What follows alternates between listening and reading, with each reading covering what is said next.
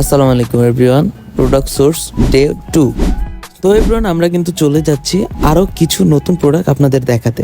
আজকেও ওয়েদারটা ছিল খুবই সুন্দর। বলতে বলতে কিন্তু আমরা চলে আসলাম আমাদের প্রোডাক্ট দেখতে।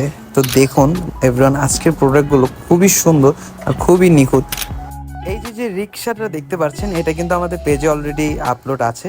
এর সাথে কিন্তু চলে এসেছে সেম ডিজাইনেরই একটি সিএনজি।